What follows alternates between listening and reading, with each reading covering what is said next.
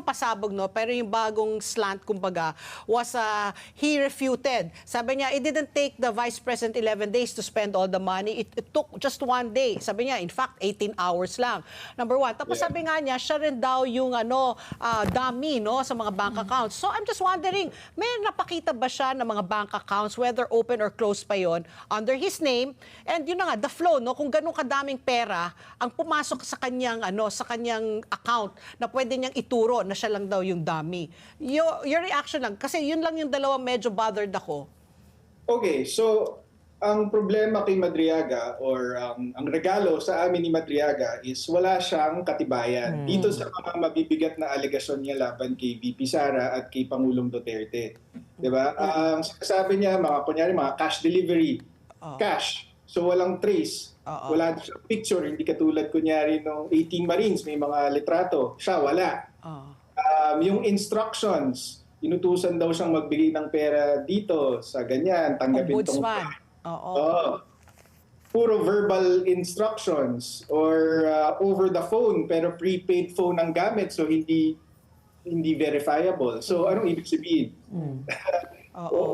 Walang patunay.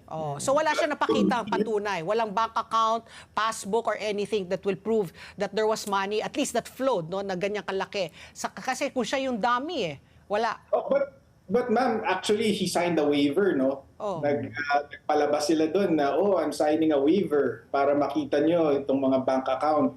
Pero anong mapapakita ng bank waiver na yon? Ang mapapakita lang nun is na merong bank accounts in the name of Madriaga and kung ano yung laman.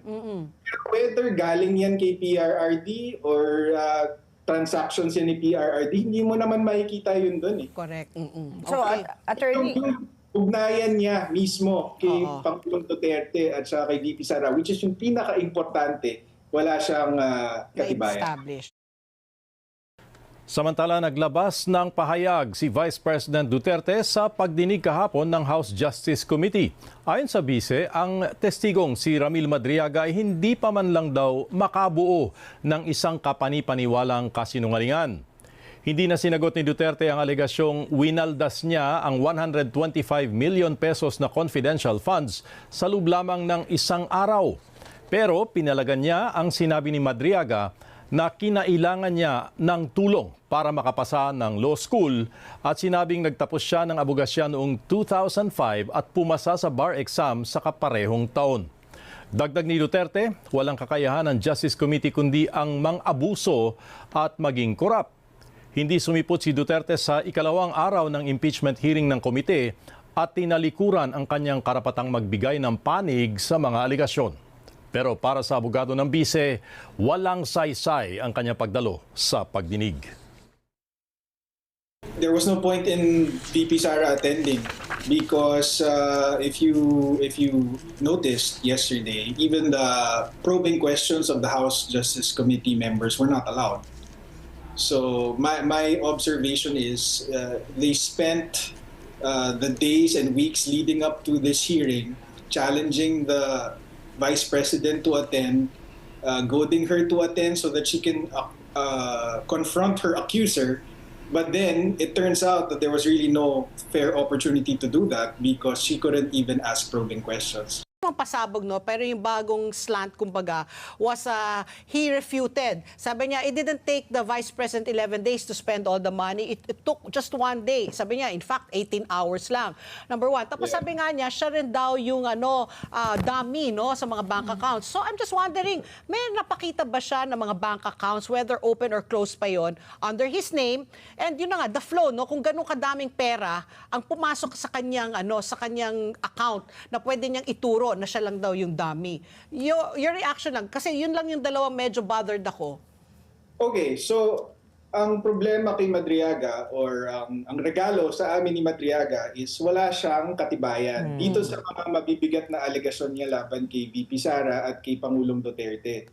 'Di ba? Ang sabi niya, kunyari mga cash delivery, cash. So walang trace. Wala siyang picture, hindi katulad kunyari nung 18 Marines, may mga litrato. Siya wala. Yung instructions, inutusan daw siyang magbigay ng pera dito sa ganyan, tanggapin tong puro verbal instructions or over the phone pero prepaid phone ang gamit so hindi verifiable. So anong ibig sabihin?